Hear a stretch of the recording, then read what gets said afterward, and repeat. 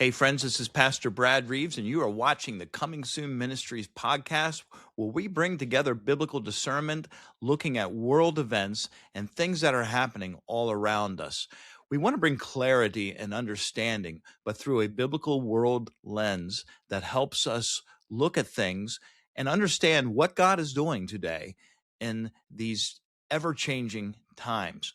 My guest today is a voice that is so powerful and strong, and we need more voices like Brandon Holthaus in the church today. I'm so thankful for his friendship and his partnership, and Brandon will be joining us August 1st, 2026, this year, in Gettysburg, Pennsylvania, for a conference, a one-day conference with Brandon Holthaus, Tom Hughes, Olivier Melnick, Andy Woods, J.B. Hickson, and myself as we present the current events and the things that are happening in the world, especially pertaining to Israel. And you'll want to be a part of this, whether it's online or in person. You can sign up by going to comingsoonministries.org. With that, I want to bring on our guest, and we're going to have an incredible discussion talking about what's going on with the Pope's obsession with Islam.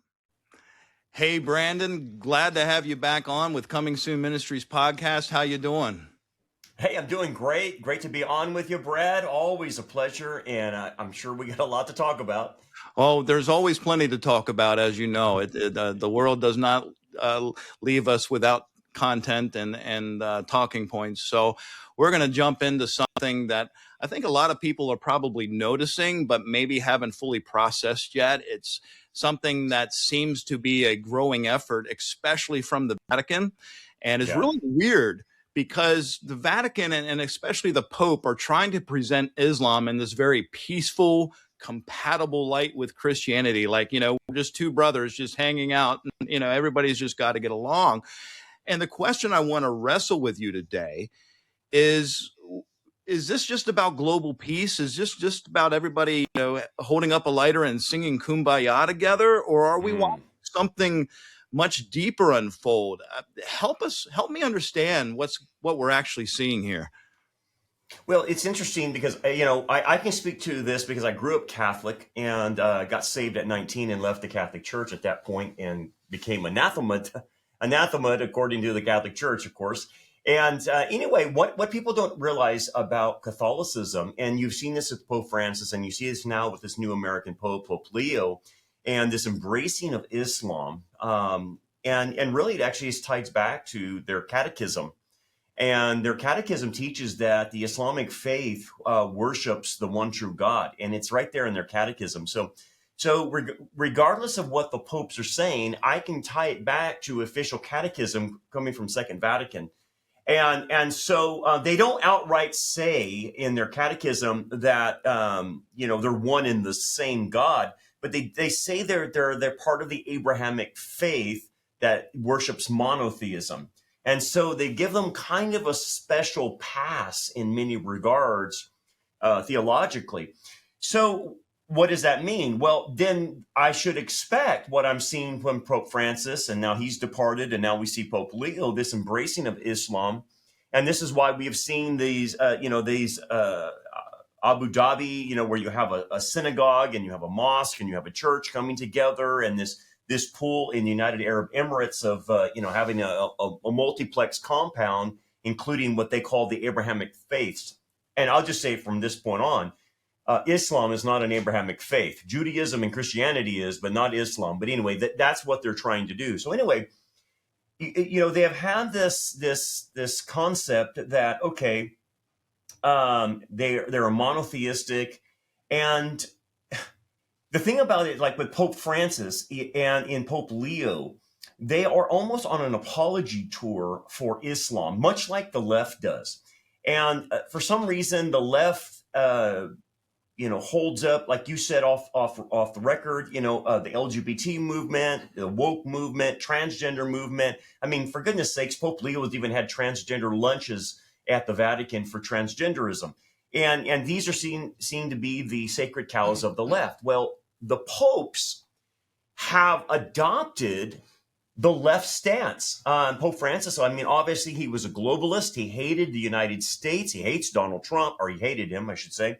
And this guy was a flat out Marxist. Now we people would expect, well, maybe Leo, being an American, he's going to be more conservative. We're finding out he's of the same ilk. And now, you know, what he's doing about Iran and Islam, we have seen in the last few years, Islam is a threat to the West. There's no doubt about that. It's incompatible with a Christian nation or Judeo-Christian foundation. And so here we are. Pope Francis comes out and says, we just need peace. We just need peace. Pope, let's back up here. Blessed are the peacemakers. I understand where you're going with this, but let's understand our Bible in context. It is true. Jesus in the Sermon on the Mount said, blessed are the peacemakers. He's talking about interpersonal relationships. No doubt about that. But we're talking about war, Pope. We're talking about, people that you can't make peace with, like the Iranian regime that wants to usher in the Mahdi, that wants to usher in chaos. And part of their eschatology is to destroy Israel and the United States in order to bring in the Mahdi. That's part of their eschatology. And the nuclear proliferation is embedded into that eschatology for wiping out Israel and the United States. Okay, so how am I supposed to take the Pope when he says we just need peace with the Muslims, peace with Iran? Well, the scripture says, as you know, get along with people as much as possible. And I'm paraphrasing Romans 12:18. And Ecclesiastes 3 also says there's a time for peace and a time for war. And so the Pope will take Christ's words and take them out of context and not apply it appropriately to Iran because he just wants peace with Muslims. And Brad, I'll throw in one more thing and then we can go into other directions. But when he says peace with Islam, I have been reading the stats about Islam, and the number one persecutor in the world of Christians is Islam. In fact, 60-something% of persecutions of Christians worldwide come from Islam. So I want to know, how in the world can we have peace with a pseudo-religion that has Sharia law built into it, which is a political ideology? How in the world, Pope, are we supposed to have peace? But I think this is part of the Looney Tunes, leftist agenda. So anyway, I can go on, but that's right. my initial statement. Because the Pope hasn't said anything about the, tens of thousands of Iranians that have been killed by the IRGC. He hasn't, when he was in Africa, he didn't stop by Nigeria and talk to the churches that have had hundreds of thousands of Christians killed at the hands of Islamists. And we have, there's videos of pastors weeping over their congregations as they're being buried in mass graves. Where's the Pope at on that? And what I can't understand, Brandon, and maybe you can help us put a little finer point on it, is why Islam? Because it's not being challenged. It's being elevated. And you look at what's happened in Europe. You've been to Europe recently. Mm-hmm. I've been to Europe recently. It's turning into a cesspool. Yeah. This isn't racist saying this. It's being honest. It's because of the Muslim immigrants that just come in and they turn everything that they walk into a cesspool of filth. And they don't want to integrate with culture. You don't see a Muslim immigrant putting on lederhosen in Germany. They're in there to take over the country and to make their worldview the dominant worldview. So you've got one of the fastest growing religions in the world, massive global influence, and now it's being framed as this partner of spiritual unity and peace. When can you actually compare the beliefs of Christianity, which says Jesus is the Son of God and he is the Prince of Peace? Islam says he's not. Islam says they're coming in. Their mandate is to what, as you mentioned, wipe out Israel, destroy Christians and the infidels, and then come in and say Islam is this religion of peace that we're to live peacefully with. So why Islam? Why is this focus, as we've talked about, this sacred cow centered around Islam? Yeah, well, number one, let's talk spiritually first, and then we'll talk politically second. Spiritually, obviously, all false religions originate from Satan, and this was Satan's masterpiece, no doubt about that. Because Christianity and Judaism has had a problem with this religion ever since its inception, no doubt about that. We have been fighting Islam this whole time, and that is despite Israel even not being a nation, because people. You hear the Tuckers and the Candace and the Nick Fuentes saying, well, we wouldn't have a problem with Islam had it not been for Israel. I want to say, hey, buddy, we've had problems with Islam since its inception with Constantinople, them pushing themselves up to Cordoba, Spain. And if it wasn't for the Crusades, and I'm not praising the Crusades, but the Crusades pushed them back from invading all of Europe. And so now we have another invasion of Europe and an invasion of the West by them. Okay. So on a satanic level, you can see why Islam plays a part into the end times. There has to be a natural anti-Semitism that's built into the situation that forces Israel back into the land. And we see that God's using that, no doubt about that. But then let's talk on a political level. So Satan's inspiring this religion, but what is the political arms doing? Well, I've talked to Europeans and guys who are watching what's happening there. And yes, people like Angela Merkel and Britain and France have just let floods and floods of military-aged Muslim men come in and ransack their societies. But for why? I've asked the people on the ground, why would they do that? Why would they commit cultural suicide? Getting rid of their national identity of what a Frenchman is, or what a German is, or what a guy in the UK is, and now allow Middle Eastern men with their long robes and their dresses to take over the place. And what they have indicated to me is that this is an elitist strategy, that there is a separation from the elite to just the working class. And you can really see this in the European sectors of the UK, Ireland, all these places. There is no middle class anymore.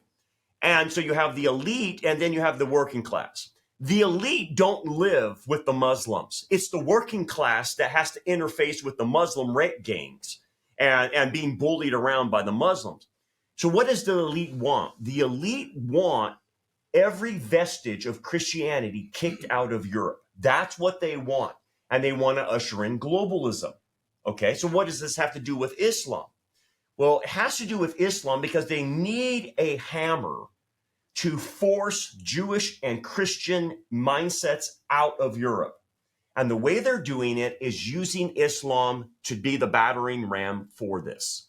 And so at the end, what they tell me, I said, well, that sounds like, I understand the plan, I get that. But at the end, what are they going to do with Islam? Well, and he says, well, in their minds, they'll eventually be able to get rid of Islam and they'll have their global order what they want. But what they don't realize is that they're going to let so much Islam into Europe, they're going to have a hard time getting rid of Islam, and Islam will take over them. And so evil is going to consume itself. But anyway, that is at least what the strategy is. And by the way, it's the strategy here in America. It's a strategy on the left.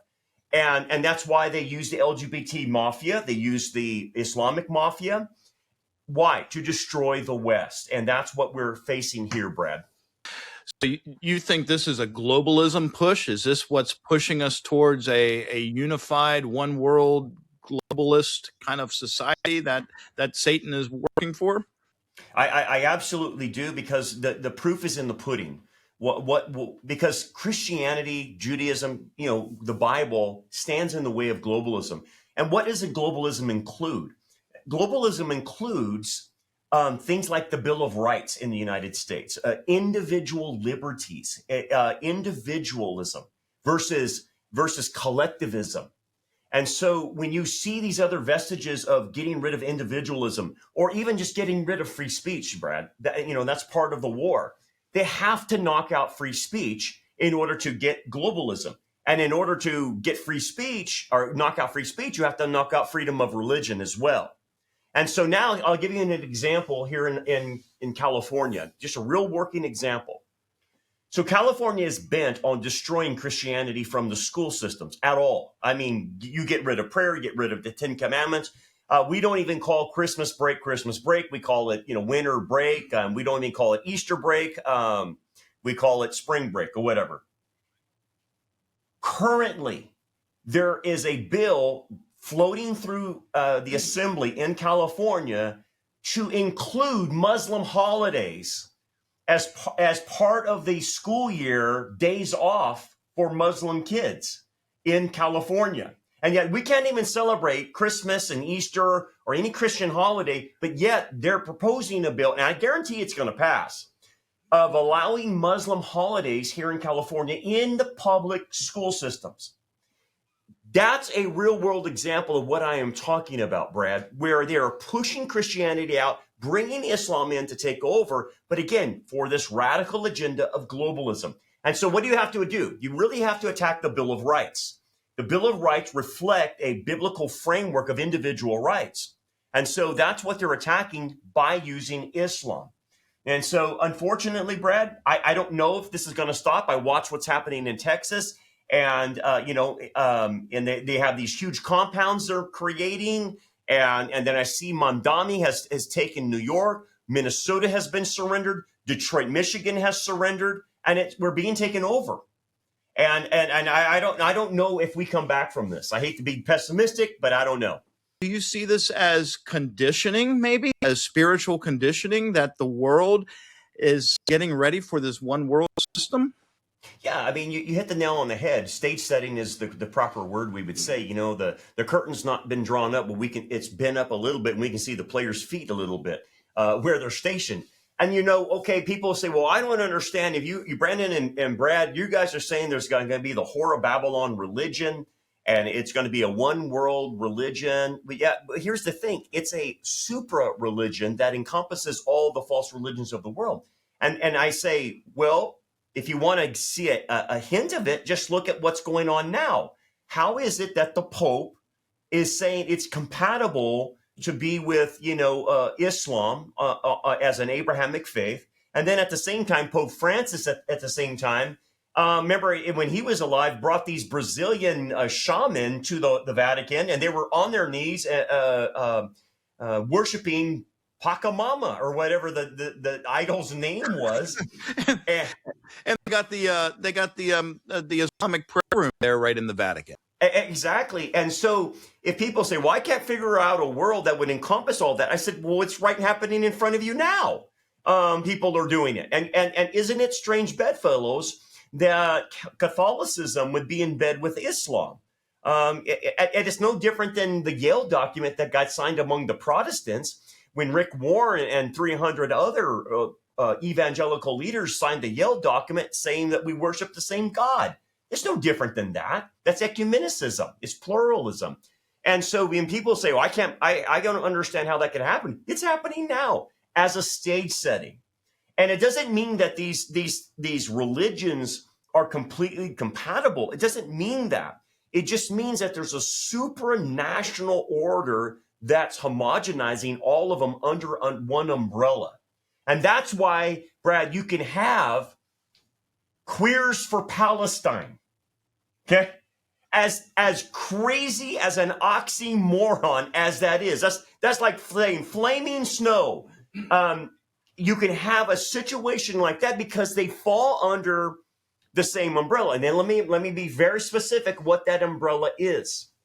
The umbrella of the Whore of Babylon is not so much that we have similar religious views. It's the unification comes that we have similar opposition.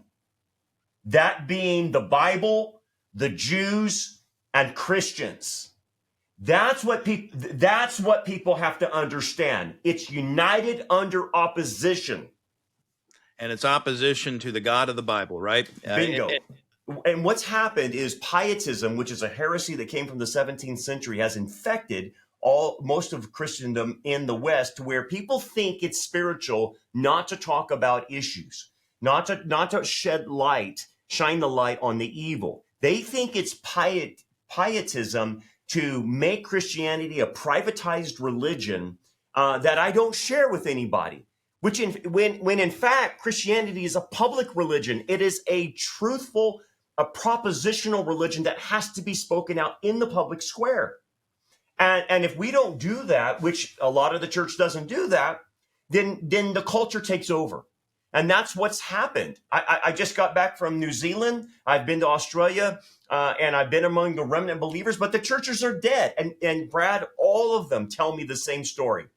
The churches will not speak into the culture. They will not give a biblical worldview about whether it's Islam, the Catholic Church, LGBT, whatever the subject is, especially Israel. They're silent on it. And so pietism is ruling the day. But the problem is, the scripture militates that we are to say something. We are to be salt and light. We are to push back. And so we are failing now as a church in general to do our job.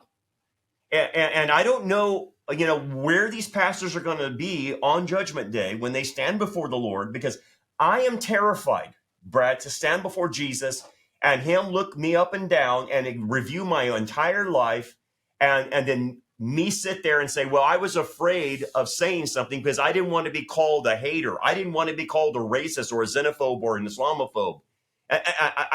I'm going to lose rewards over that if I do that. So anyway, that's, I think, the issue that's going on, and it's a perversion of Christianity. Anything else you want to throw in here regarding Islam or what's going on in the world?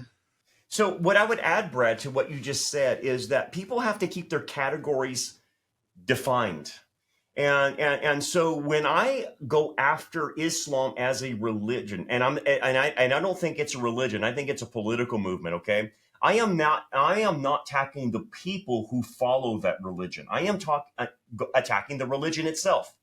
And that's a separate category. And it's a civilization category. It's a societal or cultural category. So when you and I talk about, we don't want rape gangs. I don't want Sharia law. I don't want to where blonde-haired women are seen as infidels that are able to be raped by Muslim gangs. That doesn't mean that in the category of salvation, I don't want to see Muslims saved. It just means that I am making a category decision on my civilization. And people have to, the problem is you can't conflate the Great Commission with civilization structure. And that's the major problem Christianity has. They don't understand how to separate the two out. And so what do? They make Christianity a privatized religion, and they don't consider the civilization or societal or cultural application of Christianity in which they live. So here's what I would say. I want the Muslim to be saved. They need to be saved through Jesus Christ. But I don't want to live under Sharia law as a civilization. And that's a difference. And we have to keep that distinction clear, because otherwise we'll make the mistake of what Europe did. And they were so tolerant of wanting to accept the foreigner that they never made the foreigner assimilate into their society, learn the language, and give up Sharia law. And therefore, what happened? Their society got taken over. Okay, so Brad, so here's the practicality of missions, okay? And everybody out there should understand this about mission. This is under the banner of missiology. If I am going to be a missionary to a Muslim country, how effective can I be if I go into Iran with the IRGC and I go on the street corner and I start proclaiming the gospel? Well, you're not going to live very long. It's going to be a very short mission trip. And that's my point. If I talk to the Nigerian Christians in Nigeria, in which 35 Nigerian Christians are slaughtered a day by Muslims, how effective of them giving the gospel out to the Muslims there that are butchering them is that? It doesn't work. It doesn't work. What you have is a closed door as far as missiology is concerned. And what needs to happen is a restructuring of a civilization before you can give the gospel out and have the freedom to do it. And that's what people don't understand about missiology, is they don't understand the society has to stabilize in order to get the gospel out effectively. If it's not stabilized and people are losing their heads, it's not going to be a very good mission trip. I am doing a night to honor Israel because I'm trying to build bridges back to the Jewish community. And so we're doing that. We're doing mission trips, obviously, to Israel almost on a monthly basis now. And then again, we're just trying to reach beyond the borders of our church, through the internet, and getting the word out. But I think the real issue right now, Brad, that we're all facing with is this issue of Israel. And I'm watching the woke right denigrate Israel now. And a lot of Christians, unfortunately, are getting caught up in the Candace Owens and Tucker Carlson stuff and getting swayed by that nonsense. And them not understanding Iran and, Israel is pulling us into a forever war. And so the propaganda issue is something that you and I and everybody out there listening needs to combat. We need to have our facts straight on what's going on in Israel, about Iran, and all those kinds of things. And I think that's the new front we're fighting